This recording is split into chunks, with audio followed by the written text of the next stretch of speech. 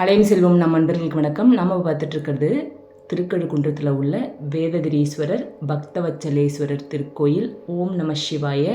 மிக மிக அற்புதமான திருக்கோயில், எண்ணற்ற கோபுரங்களை கொண்ட மிக மிக அற்புதமான திருக்கோயில். நம்ம சேனலில் நிறைய தேவார தலங்கள் பார்த்துட்டு வரோம். அதில் தேவாரம் பாடல் பெற்ற தொண்டை நாட்டு திருத்தலங்களில் இது 28வது திருத்தலம்.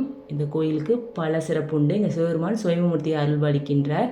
சிவத்தலங்களில் கருவறைக்கு எதிர்த்தாப்புல நந்தி இல்லாமல் இருப்பது இந்த கோயிலில் மாறுபட்டது. 565 படிக்கட்டுகளுடன் மலை மீது அமைந்த அமைதி தழுவும் அழகிய திருத்தலம் இது. 12 வருஷத்துக்கு ஒரு முறை கன்னி லக்னத்தில் குரு பிரவேச காலத்தில் லட்ச தீப விழா இங்கே நடக்கும். பௌர்ணமியில் இங்கே பல பேர் கிரிவலம் போவாங்க. திருவண்ணாமலைக்கு முன்பே இங்கே கிரிவலம் போகிறது சிறப்பு. இப்போதும் மாதந்தோறும் இந்த கோயிலில் கிரிவலம் லட்சக்கணக்கான பேர் போகிறாங்க. நிறைய பக்தர்களுக்கு அது தெரியலை. நானும் இந்த கோயிலில் கிரிவலம் போயிருக்கேன். தேவாரம் பாடல் பெற்ற சிவாலயங்கள் இது 261வது தேவாரத்தலம். வடநாட்டில் கும்பமேளா போல் மிக சிறப்பாக இந்த கோயிலையும் புஷ்பகர மேளான்று நடக்கும். 12 ஆண்டுக்கு ஒரு முறை சங்கு பிறக்கும் அதிசய தீர்த்தம் இங்கே உண்டு. இன்னமும் இந்த அதிசயங்கள் தொடர்ந்து கொண்டு தான் இருக்குது. மூலிகை கலந்த தடாகம். இந்த கோயிலோட தீர்த்தத்தில் லைட்டாக தண்ணியை தொட்டு தலையில் தெளிச்சுக்கிட்டா கூட நமக்கு அது புண்ணியம் தாங்க. இங்கே 12 ஆண்டுக்கு ஒரு முறை சங்கு பிறக்கும்னு சொன்னேன் இல்லையா, அந்த சமயம் குளத்தில் அலைகள் அதிகமாவதோட குளத்தோட ஓரத்தில் நுர கட்டியிருக்கும். சங்கு கரை ஒதுங்கியதும் கோயில் அர்ச்சகர்கள் அதை தட்டில் எடுத்து வைப்பாங்க. அந்த சமயம் அதுக்குள்ளே இருக்க சங்கு பூச்சி அந்த சங்கு ஓட்டை பிரிச்சுட்டு மீண்டும் தண்ணிக்குள்ளே போயிடும். இந்த நிகழ்வு அர்ச்சகர்கள் படியில் அமர்ந்திருப்பாங்க. இது நடக்கிற வரைக்கும் அவங்க அங்கேயே உட்காந்துருப்பாங்க.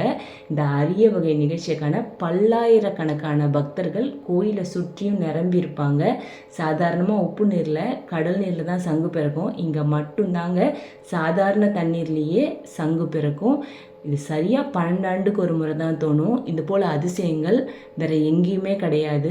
அற்புதங்கள் நிறைஞ்ச இந்த கோயிலுக்கு நீங்கள் போகலாம், நிச்சயம் போயிட்டு வரணுங்க. இது மனசு கவலையாக இருந்தால், மனசில் ஏதோ கஷ்டம் இருந்தால் நிச்சயம் இந்த கோயிலுக்கு போயிட்டு வரலாங்க. சிவருமான வணங்கினால் முக்தி கிடைக்கும். அது மட்டும் கிடையாது, மனநிலை பாதிக்கப்பட்டவர்கள் சித்தப்பிரமை பிடிச்சவங்க 48 நாள் இங்கே ஒரு மண்டலம் இந்த சங்கு தீர்த்தத்தில் மூழ்கி நம்ம வழிபாடு பண்ணோன்னா அவங்களுக்கு நிச்சயம் குணம் அடையும். மனசு கவலையாக இருக்குது, ஏதோ ஒன்று நம்ம மனசுக்குள்ளே போய் பூந்துட்டு நம்மளை ஒரு மாதிரி ஆட்டி படைக்குதுன்னு நினச்சிங்கன்னா இந்த கோயில் போயிட்டு வாங்க. திருமண வரம், குழந்தை பாக்கியம், ஆஸ்துமா, ரத்த கொதிப்பு, இதய நோய் உள்ளவர்கள் காலையிலையும் மாலையிலையும் இங்கே இந்த படி ஏறும்போது இருக்குது பாருங்கள், இந்த சஞ்சீவி காற்று இந்த மலை ஏறி வரும்போது வீசுகிற காற்றுலேயே நமக்கு குணமாயிடுதுங்க. நல்ல பெருமையை சொல்லாமல் விட்டால் எப்படிங்க? கழுகு வழிபட்டதால தான் இந்த கோயிலுக்கு திருக்கழுக்குன்றம்னு பேர் வந்தது.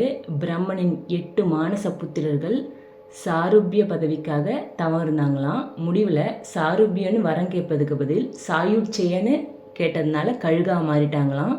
4 யுகத்திற்கு இருவர் என கழுகுகளாக இங்கே அவங்க வராங்க.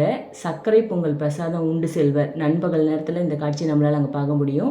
சுந்தரர் ஈசனிடம் பொன் பெற்ற திருத்தலம் இது. கோடி ருத்ரர்கள் தவம் செய்து முக்தி அடைந்த தலம். சித்தர்கள் பலர் இந்த மலையில் வாழ்ந்ததால் தியானம் செய்த ஏற்ற தலம். மாணிக்க வாசகருக்கு சுவாமி காட்சி தந்த திருத்தலம்.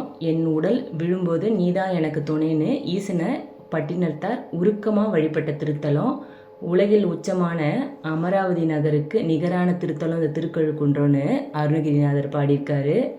இது போல் அற்புதமான திருத்தலம் நம்ம போயிட்டு வரணுங்க.